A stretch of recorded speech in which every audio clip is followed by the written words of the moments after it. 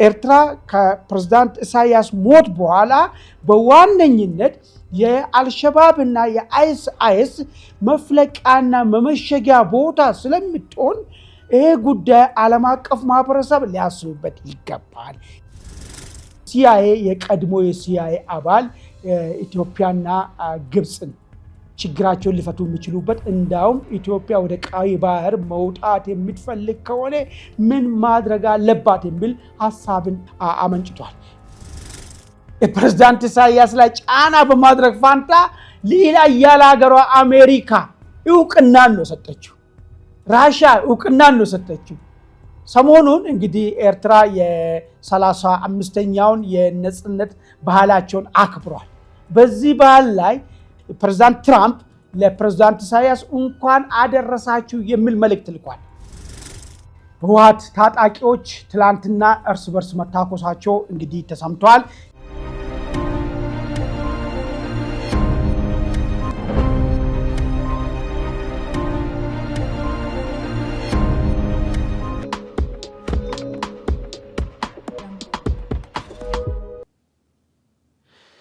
ሰላም ጤና ይስጥልን ውድ የኢትዮ ውይይት ልዩ ዝግጅት አድማጭ ተመልካቾቻችን፣ ይህ ዕለታዊ የተሰኘው ልዩ ዝግጅቴ ነው። በዛሬው ልዩ ዝግጅት ፕሮግራሜ በዋነኝነት ኢትዮጵያ ኤርትራን ከእንደገና ማስጠንቀቋን፣ ፕሬዝዳንት ኢሳያስ በልዕለ ኃያል ሀገራት እውቅና ማግኘታቸውን፣ እንደዚሁም የህወሓት ሰራዊት እርስ በርስ መታኮሱንና የኢትዮጵያ ወደ ቀይ ባህር መውጣት የምትፈልግ ከሆነ በህዳሴው ግድብ ጉዳይ ላይ መደራደር ወይ ደግሞ ለግብፅ አስፈላጊውን ሰጥቶ መቀበል ውስጥ መግባት አለባት ሲል አንድ የሲአይኤ ባልደረባ ተናግረዋል። እነዚህና ሌሎች መረጃዎችን ይዣለሁ።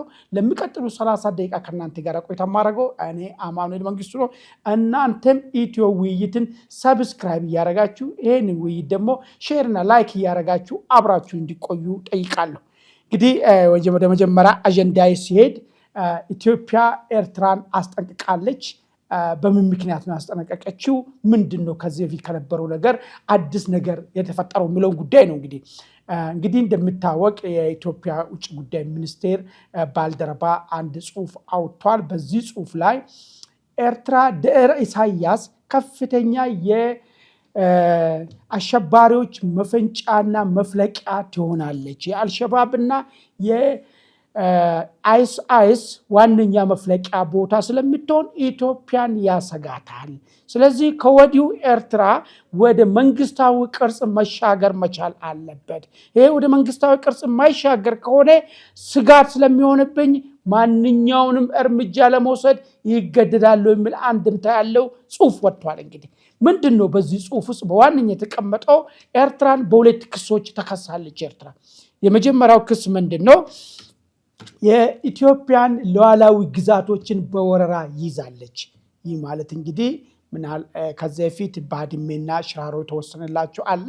ነገር ግን ቢወሰንም በህጋዊ መንገድ ርክክብ የተደረገ ሳይሆን ኤርትራ በማን አለብኝ በሚለው ያኔ ፌዴራል መንግስቱና ህወሓት መካከል ጦርነት በተካሄደበት ሰዓት ያንን ጦርነት እንደ አድቫንቴጅ በመውሰድ እነዚህን ቦታዎችን በቁጥጥር መያዟ የሚታወቅ ጉዳይ ነው።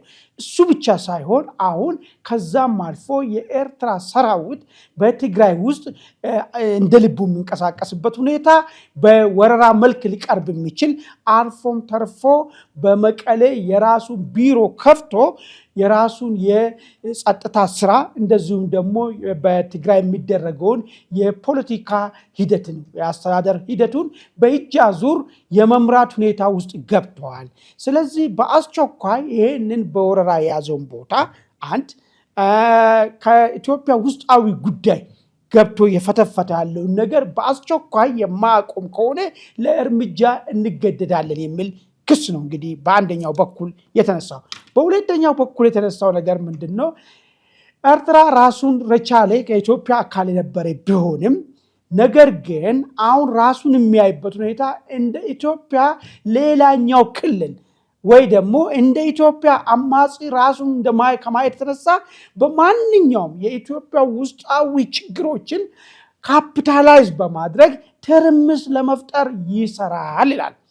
ይሄ ቀጥተኛ ተቃዋሚዎችን በማደራጀት የተደራጁ ተቃዋሚዎችን ሎጂስቲክን በማቅረብ የተደራጁ ተቃዋሚዎችን አስፈላጊውን የኢንተለጀንሲ መረጃዎችን በማቅረብ ለአንዳንዶቹ አልፎም ተርፎ ተዋጊንም ጭምር በማቅረብ አዋጊንም ጭምር በማቅረብ የኢትዮጵያ ውስጣዊ ጉዳይ ውስጥ እጁን በማስገባት ከፍተኛ ችግር እየፈጠረ ነው የሚል ሁለት ክሶችና አንድ በመሰረታዊነት እንደ አንድ ጎረቤት ሀገርና እንደ ወድፊት የቀጠና ጉዳይ እንደሚያሳስበው ኤርትራ ከፕሬዝዳንት ኢሳያስ ሞት በኋላ በዋነኝነት የአልሸባብ እና የአይኤስ መፍለቂያና መመሸጊያ ቦታ ስለምትሆን ይሄ ጉዳይ ዓለም አቀፍ ማህበረሰብ ሊያስብበት ይገባል።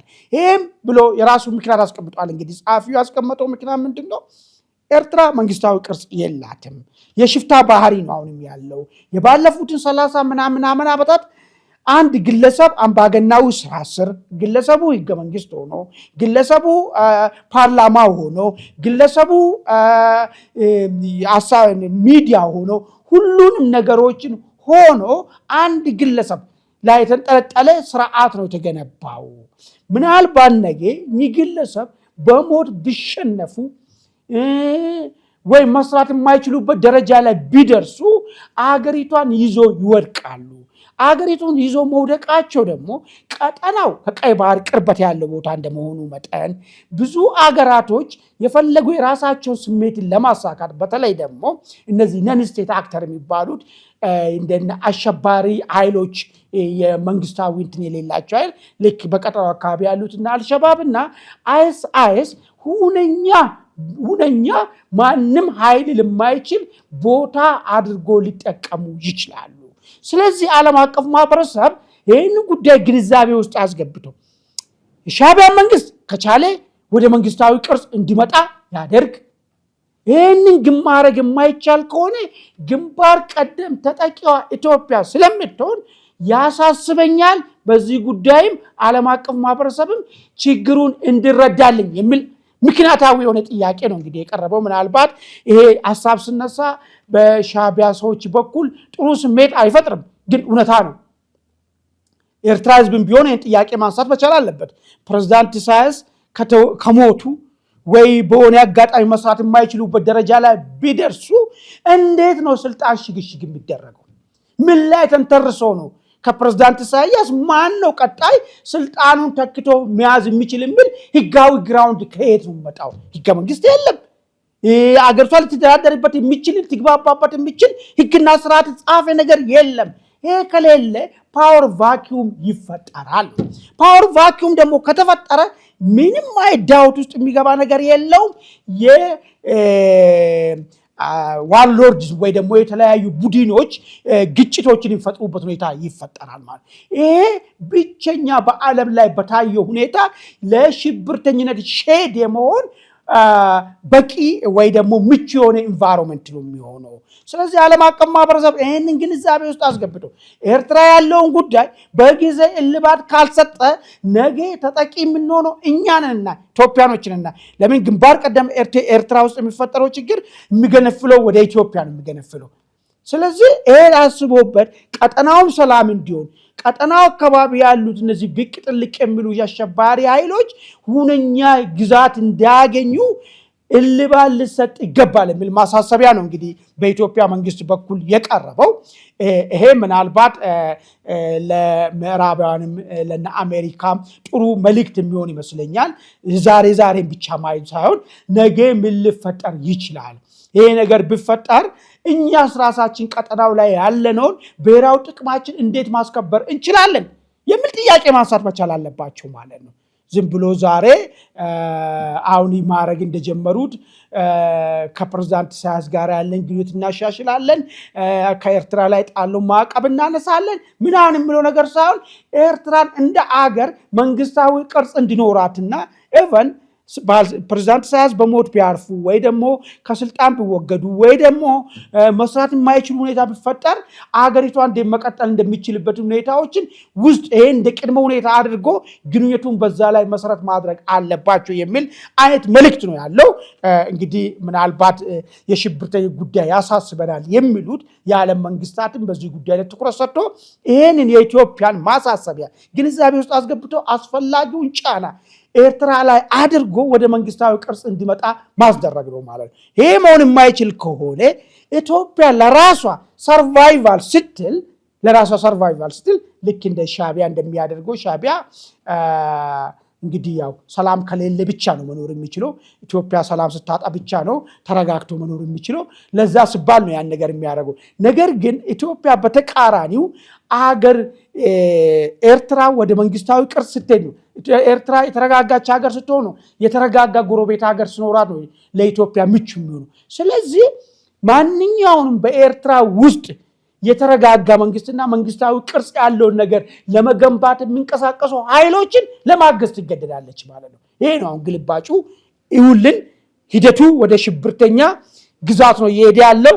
ይሄን ዝም ብላችሁ የምታዩ ከሆነ ይሄን ማስተካከል የማይቻል ከሆነ በቀጥታም ሆነ በተዘዋዋሪ በኤርትራ ውስጥ የሚደረገውን ሪጅም ቼንጅ እና የሚፈጠሩ አዲሱ ሪጅም ደግሞ መንግስታዊ ቅርጽ የያዘ እና ስርዓት ያለው ህግና ስርዓትን የተከተለ መንግስት እንዲፈጠር ማንኛውንም ተግተን እንሰራለን የሚል አይነት መልእክት ያለው ነገር ነው ማለት ነው። እንግዲህ ዓለም አቀፍ ማህበረሰብ ይህን ግንዛቤ ውስጥ ማስገባት ኤርትራ ላይ ከተቻለ ጫና አድርጎ ወደዚህ ወደ ህጋዊ መንገድ እንዲመጣ ማድረግ ነው። ካልሆነ ኢትዮጵያ የመረጠችውን የስርዓት ለውጥ በኤርትራ ውስጥ የሚካሄድን እና መንግስታዊ ቅርጽ ያለውን አካል እንዲፈጠር የማድረጉን ሂደትን በመደገፍ ተባባሪ መሆን መቻል አለባቸው ማለት ነው። ይህ በአንድ በኩል ያለው ጉዳይ ነው። ሌላኛው ማሳሰቢያ ቅድም እንዳነሳው ኤርትራ በኢትዮጵያ ውስጥ ጉዳዩ የሚገባ እንግዲህ ፕሪቶሪያ ስምምነት እንዲፈርስ ያደረገችው ሻዕቢያ ነው ይታወቃል። የተለያዩ በኦሮሚያ በአማራ ታጥቆ የሚንቀሳቀሱ ኃይሎችን ሎጂስቲክ በማቅረብ ሰዎችን በማቀናጀት አስፈላጊዎችን ይገዛ ስልጠና እንዲያደርጉ ሲያደርጉ የነበሩት በግንባር ቀደም ሻዕቢያ ነው። ይሄ የውስጥ ጉዳይ ውስጥ መግባት ካላቆመ ሌላ ይሄ ጉዳይ ወደ ጸብ እንድንያገባ ያደርገናል የሚል ጽሁፍ ነው እንግዲህ በኤርትራ በኢትዮጵያ በኩል የኢትዮጵያ አምባሳደር ወይ ደግሞ የውጭ ጉዳይ ሚኒስቴር ባልደረባ በኩል ይወጣው። ይህ በእንዲህ እንዳለ ነገር ግን የፕሬዝዳንት ኢሳያስ ላይ ጫና በማድረግ ፋንታ ሌላ ያለ ሀገሯ አሜሪካ እውቅናን ነው ሰጠችው። ራሽያ እውቅናን ነው ሰጠችው። ሰሞኑን እንግዲህ ኤርትራ የ35ኛውን የነጽነት ባህላቸውን አክብሯል። በዚህ ባህል ላይ ፕሬዝዳንት ትራምፕ ለፕሬዝዳንት ኢሳያስ እንኳን አደረሳችሁ የሚል መልእክት ልኳል። እንደዚሁም ደግሞ ተፎካካሪያቸው ሀገር የሆነችው ራሽያ ፕሬዝዳንት ፑቲን እንኳን አደረሳችሁ የሚል መልእክት ልኳል። ምንድን ነው የዚህ ነገር አንድምታው? ፕሬዝዳንት ትራምፕ ለኢሳያስ እንኳን ያደረሳችሁ ኤርትራ ከየት ወዴት ነው የደረሰችው የሚለው እንግዲህ በጣም መታየት መቻል አለበት። እንግዲህ እንደሚታወቅ ኤርትራ ነፃ ሀገር ስትሆን ወጣቷ ነፃ ሀገር የተሻለ እድገትና የተሻለ ዲሞክራሲ መሬት ትሆናለች ተብሎ ተስፋ ተጥሎባት ነበር። ነገር ግን ባለፉት 35 ዓመታት ቅድም እንደጠቀስኩ በአንድ ግለሰብ መልካም ፍቃድ ስር ተንበርካኪና ዜጎቿ ሁሉ እንደንትን ከአገር ሰዶ ጠፍቶ የሽማግሌ አገር ብቻ እንዲሆን የተደረገበት ሁኔታ ነው ያለው። ይሄንን ነው ወይ? ለዚህ ስርዓት ነው ወይ? ለዚህ ነፃነት ነው ወይ? አንድ ለዲሞክራሲ፣ አንድ ለሰብአዊ መብት መከበር፣ አንድ ለሀሳብ ነፃነት መከበር፣ አንድ ለሃይማኖት ነፃነት መከበር እቆማለሁ፣ ለዚህም ተግቼ እሰራለሁ የምትል አሜሪካ ይህን ስርዓት ለገነባ ቡድን እንኳን አደረሳችሁ የኤርትራ ህዝብ ሆይ እንኳን ለዚህ ጨለማ ቀን ደረሳችሁ ብሎ እውቅና መስጠት ነበረበት ወይ? እንግዲህ አሜሪካ ዶናልድ ትራምፕ የሚሆኑ ፑቲን ለምንድን ነው ይህን ነገር ያደረጉ? ምናልባት ፑቲን እንኳን ከዚህ በፊትም የሚታወቅ ነገር ነው። እነ ቻይና እነ ራሽያ እንደዚህ ምዕራባውያን ወይ ደግሞ እነ አሜሪካ እንደ ቅድመ ሁኔታ የሚያስቀምጡትን ለዲፕሎማሲ የሚያስቀምጡትን ነገር እነዚህኛዎቹ አያስቀምጡትም፣ ችግር የለባቸውም። ነገር ግን አሜሪካ ለምንድን ነው ይህን ነገር ያደረገችው የሚለውን ነገር አንድ ሶስት ነገር ላንሳስ። የመጀመሪያው የፕሬዝዳንት ኢሳያስ ተፈላጊነታቸው ጨምሯል። ከኢራን ጦርነት ጋር ተያይዞ ቀጣዩ ጦርነት ሊሆን ይችላል ተብሎ የሚታሰበው እዚህ ባቤል ኦፍ መንደብ ላይ በመሆኑ እዚህ አካባቢ ጎረቤት ላይ ያለው አገርን መያዝ ግዴታ ስለሆነባቸው በእነ አሜሪካ በኩል ይሄ ዲሞክራሲ የምንለው ሐሳብን በነፃነት መግለጽ የምንለው የሃይማኖት ነፃነት የምንለው ህገ መንግስት የምንለው ምን የምንለው ጉዳዩ ትርፍ ነው። እሱ ዛሬ የሚያስፈልገን እዚህ አካባቢ ላይ የኛ ተባባሪ የሆነ ሰው ብቻ ማግኘት በሚለው ምክንያት በዚህ ምክንያት የፕሬዝዳንት ኢሳያስን ከዚህ በፊት አድርጎ በማውቀው ሁኔታ እንኳን ደስ አላችሁ እንኳን የአንድ ግለሰብ አምባገነናዊ ፈላጭ ቆራጭ ስርዓትን ለመገንባት ቀን አበቃችሁ ብሎ እንግዲህ ትራምፕ እውቅና ሰጥተዋል ማለት ነው። ሁለተኛው በቀጠናው ያለው ጥቅምን እንግዲህ ማስከበር ነው። እንግዲህ ትልቁ ነገር ምንድነው? አንጻራዊ ሱዳን ችግር ውስጥ ነች ያለችው፣ ኢትዮጵያም ቢሆን ችግር ውስጥ ነች ያለችው፣ የማይዋሽ ነገር ነው። አንጻራዊ በቡድን ተደራጅቶ አንዱ ቡድን ሌላውን በመንግስት የማይወጋበት ቦታ ቢኖር ኤርትራ ነው። ስለዚህ ይሄንን አንጻራዊ ሰላም ያለበትን ቦታ ተጠቅመን የራሳችን ጥቅም ማስከበር እንችላለን ከሚለው አንጻር የተነሳ ለፕሬዝዳንት ኢሳያስ እንግዲህ ወዳጅነትና እውቅና ለመስጠት ተገዷል። ነገር ግን ዛሬ እየተሰራ ያለው ነገር ብዙ አገራቶች ከዚህ በፊት ፕሬዝዳንት ኢሳያስ በሚከሰሱበት ክስ ምክንያት የተጎዱ የአሜሪካ በትር ያረፈባቸው ብዙ ጫና ውስጥ የገቡ ብዙ ጊዜ ሳንክሽን ባርጎ አለባቸው ሀገራቶች ነገ ተመሳሳይ ችግርን ተመሳሳይ መሳሪያን ተቀብሎ ተመሳሳይ ዱላን ይዞ ሌሎች አገራትን አሜሪካ ልታስገድድ ብትመጣ ደብል ስታንዳርድ ስለሆነ ተቀባይነት እንደማያገኝና ይሄኛው የማስገደጃ ነገሯ ወደፊት ተቀባይነቱ ጥያቄ ውስጥ እንዲገባ የሚያደርግ ሁኔታ ይፈጠራል ማለት ነው። ስለዚህ ፕሬዝዳንት ኢሳያስ ዛሬ በማይዋሽ ሁኔታ በልዕለ ኃያል አገሯ አሜሪካ እውቅና ተሰጥቷቸዋል።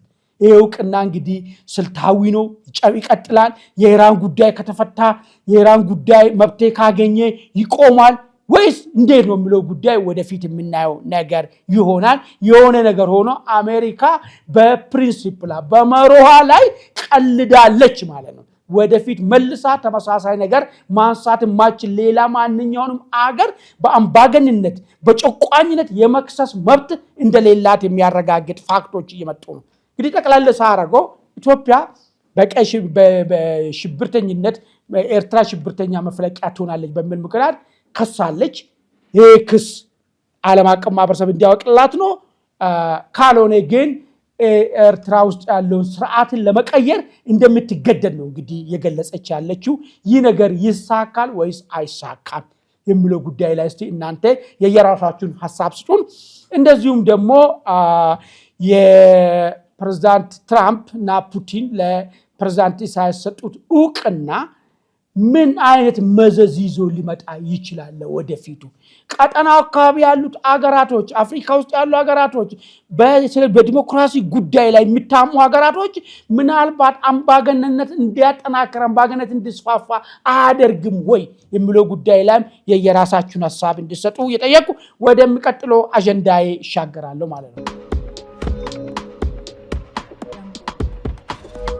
ቀጣይ አጀንዳው ህወሓት ታጣቂዎች ትላንትና እርስ በርስ መታኮሳቸው እንግዲህ ተሰምቷል። ይህም የሆነው እዚህ ዋልድባ አካባቢ ደብረ አባይ የሚባል አካባቢ ላይ የህወሓት ታጣቂዎች አንደኛው ቡድን የህወሓት ታጣቂ የዕለት ጉርሱን ለማግኘት ስል ወርቅ የሚቆፍሩ አሉ፣ ወይን ተከዜን ወንዝን ይዞ ማለት ነው። ሌሎች ታጣቂዎች ደግሞ አርሚ 11 የሚባለው እነዚህን ታጣቂዎች ወደ ወርቅ መቆፈሩ እንዲያቆሙና ለዘመቻ ራሳቸውን እንዲያዘጋጁ መመሪያ ይሰጣሉ። በዚህ ምክንያት በዚህ መካከል እነዛ ወርቅ የቆፈሩ ነበሩ ታጣቂዎች የለም እኛ አንፈልግም፣ ከዚህ በኋላ ምን ሞትለት ዓላማም የለም፣ ምን ዋጋለት ዓላማም የለም፣ ተውን የግል ህይወታችን እንኑር ሲሉ በመካከላቸው አለመግባባት ይፈጠራል። ከዛ አርሚ 11 የሚባለው ጦር እነዚህን ወርቅ ቆፋሪ የህወሓት ታጋዮችን ኦኬ መዋጋት የማትፈልጉ ከሆነ የምትሞቱለት ዓላማ ከሌለ መሳሪያችን አውርዱ አስረክቡ በሚል ነገር መካከል ሰጣ ገባ ይነሳና እርስ በርስ መታኮሳቸውን እንግዲህ መረጃው ከአካባቢ ገልጾልናል። እንግዲህ ዋናው ነጥብ ምንድነው እዚህ ጋር የህወሓት ታጣቂዎች መካከል መዋጋት የሚፈልግና መዋጋት የማይፈልግ ይሄንን አሁን የሚደረገው ጦርነት አይመለከተኝም ምንም አይነት ለትግራይ ህዝብ የሚፈይደው ነገር የለውም የሚል ጥያቄ ያላቸው ብረት የታጠቁ ታጣቂዎች መኖራቸው ነው እንግዲህ የሚገልጸው አንደኛው ነገር ማለት። በዛው ልክ ደግሞ በግዳጅም ቢሆን ትዋጋለ መዋጋት አለብህ ብሎ ሊያስገድድ የሚነሳ ቡድንም እንዳለ የሚያሳይ ነገር ነው። ከዚህ ጋር ተያይዞ የህወሓት ጀነራል ጆን መዲድ በመባል የሚታወቀው እንግዲህ በራያ ግንባር ትላንትና ራያ ኮረም፣ ራያ አላማጣ፣ ራያ መሆኒ አካባቢ ላይ ያሉትን ግንባር ላይ ያሉትን ሰራዊቶችን የማነቃቃት ስራ ሰርቷል። እንደዚሁም ወደ ሱዳን የሚሄዱትን አርሚ 7 ሄዶ አግዞ ወደ ወልቃይት አብሮ የተኩሳሉ የተባሉትን ሰራዊት አባላቶችንም ከነዚህ አርሚ 44 አርሚ 6 አርሚ 24 ውስጥ አሰባጥሮ ወደ ሱዳን ለመላክ እንግዲህ እንቅስቃሴ መጀመሩን ሰምተናል። ይሁንና ግን እነዚህ ወደ ሱዳን የሚሄዱ ሰራዊት ምቹ ያልሆኑ ቦታዎች ላይ እንዲሰፍሩ ለምን በአሁኑ ሰዓት ትልቁ ስጋት እየሆነበት የመጣ የህወሓት ታጣቂዎች ውስጥ አንዋጋም የሚል በስፋት እየተሰማ ስለሆነ የምንዋጋለት ዓላማ የተሳሳተ ነው የሚል ጥያቄ እያነሱ ስለሆኑ ስለዚህ ምቹ ያልሆነ ማለት ለመክዳትም የማይመች የጠላት ቀጠና ላይ ብቻ እንዲሰፍሩ የተባሉት ከአርሚ 44 አርሚ 6 እና አርሚ 24 ውስጥ የተውጣጡ ሰራዊት ወደ ሱዳን መላካቸውን እንግዲህ መረጃዎች ደርሶናል። አሁንም ቢሆን ህወሓት በሁለት ግንባር ነው ዛሬም እቅዱን አልለወጠም። ወልቃይትን ሰብሮ ለመግባት አንደኛው በሸረረና በኩል ለመስበር ሌላኛው ደግሞ በዚሁ በማይጸበሬ በኩል አድርጎ ወልቃይትን በር ለመክፈት ሙከራዎች ወይ ደግሞ ዝግጅቶች እያደረገ ነው ያለው። የሆነ ሆኖ ይሄ ዝግጅት ይሳካል አይሳካም እሱ ወደፊት የምናየው ነው። አንጻራዊ ደግሞ በመከላከያና በተከዜ ዘብ በኩል ከፍተኛ ዝግጅት እዚህ አካባቢ የህወሓትን እንቅስቃሴ ለመቀልበስ ከወትሮም ለየት ባለ ሁኔታ ዝግጅት ላይ መኮኑንም ሰሞኑን ኮሎኔል ደመቀና እንደዚሁም ደግሞ የመከላከያ አመራሮች እየገለጹ መሆናቸውን ይታወቃል። እንግዲህ ይሁን ህወሓት አሁን ሱዳን ውስጥ የገባው ሰራዊት የሱዳን ጣጣ አልቆ የራሱን አጀንዳ ለማስፈጸም ወደ ወልቃይት የመምጣት እድል ይኖራል ወይ የሚል ደግሞ ሌላ ጥያቄ ነው። ለምን ይሄ አርሚ 7 የሚባለው ጦር ራሱ ኮርዶፋ ብሉ ናይል ጋር ወስዶ ነው እየተዋጋ ያለው። ነገር ግን ህወሓቶች አዲስ ስትራቴጂ እየነደፉ መሆኑንም ሌላ መረጃ ወጥቷል።